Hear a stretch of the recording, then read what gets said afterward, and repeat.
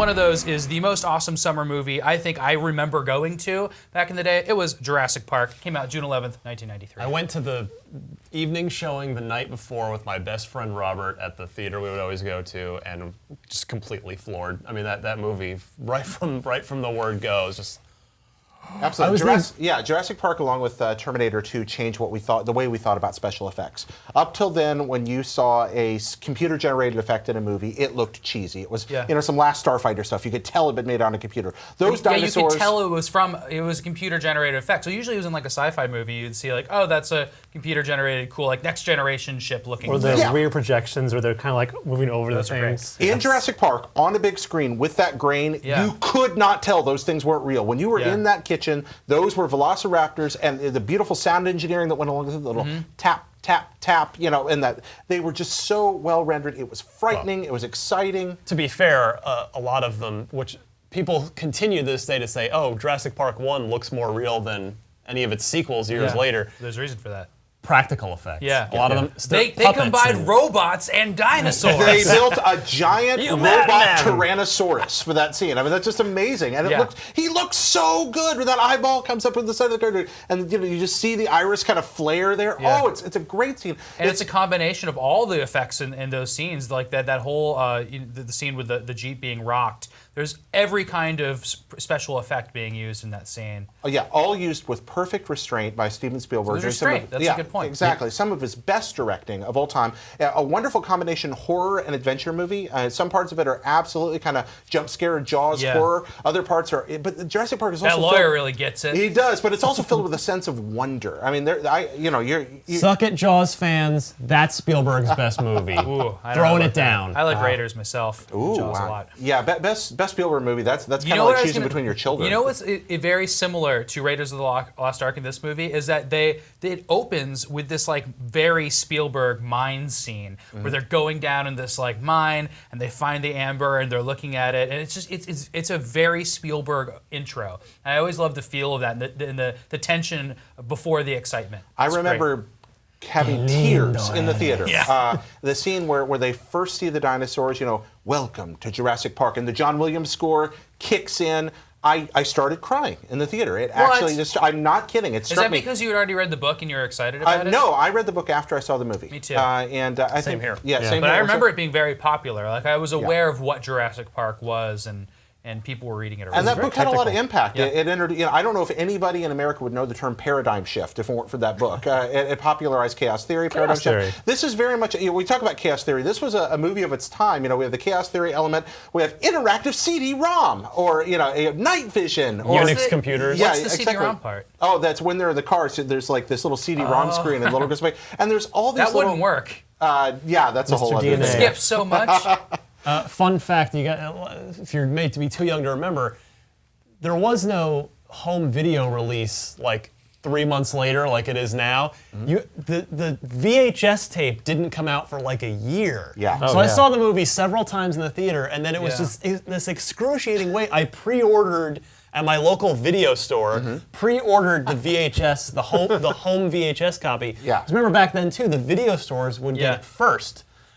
To make money renting it before the companies would actually start selling it to consumers. You couldn't own it probably till Christmas. No, the only way to own it was to buy a video store copy, which cost like $100. Yes, it was prohibitively expensive for that exact reason. But you could play one of many different console games while waiting for it. That's how I really explored what Jurassic Park was. I mean, I read the book, but I remember just like, the Super Nintendo game. That game was awesome. It was really neat. It was a top-down Zelda clone with Doom-like first-person scenes. But then the Genesis game was a game where you could play as a Velociraptor and as a side-scroller. And then the Sega CD game was like a point-and-click adventure. They're all so different. I can't imagine that happening now, where it's like, we get ports across consoles, but this was adapted. Well, we had different architectures to build on, and people, they'd license it out to different companies that produce completely different versions of game. Yeah. But SNES. Jurassic Park is perfectly paced, perfectly acted, perfectly scored, perfectly shot.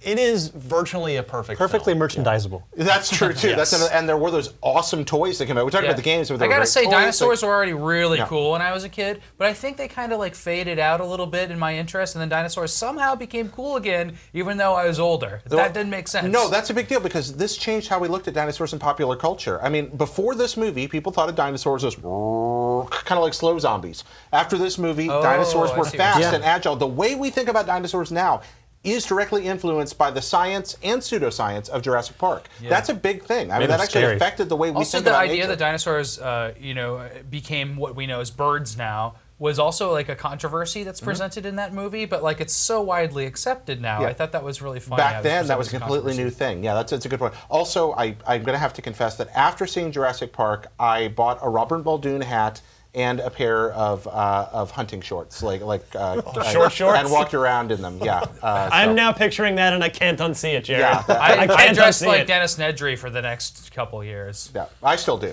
Right.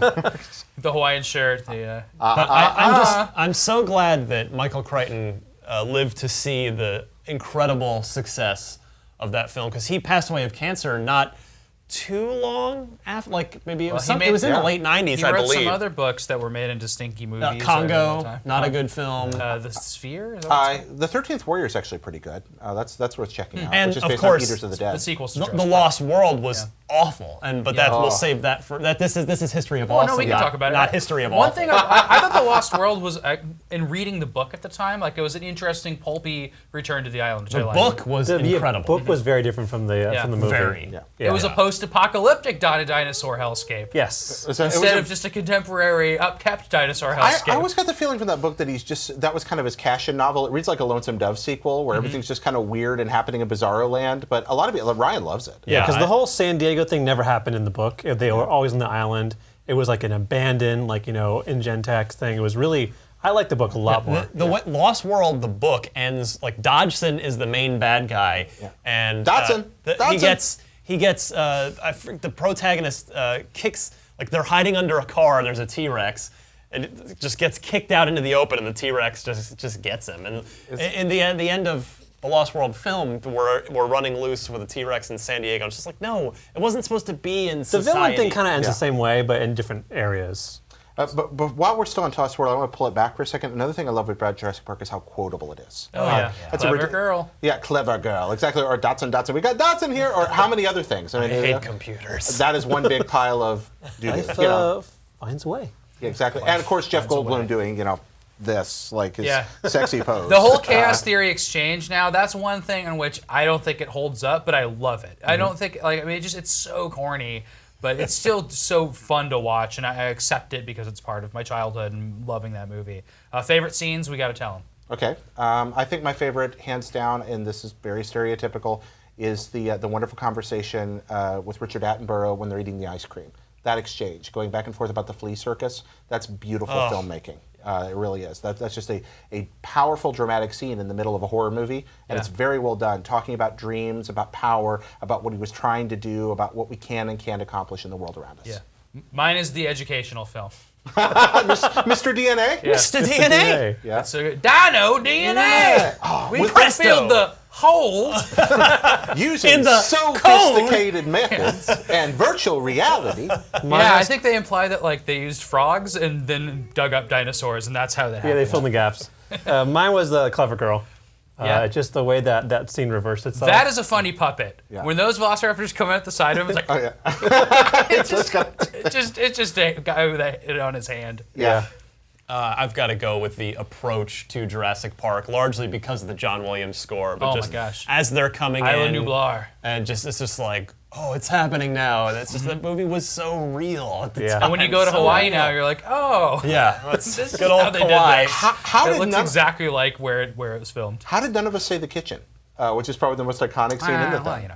It's a great scene. Yeah. It's a great That's scene. like one of those end scenes in a movie where by the time I got to that, I'm just I'm thinking about all the other great stuff that happens. Okay. When I watched, I was like, they are going to die. They are going to die! Oh.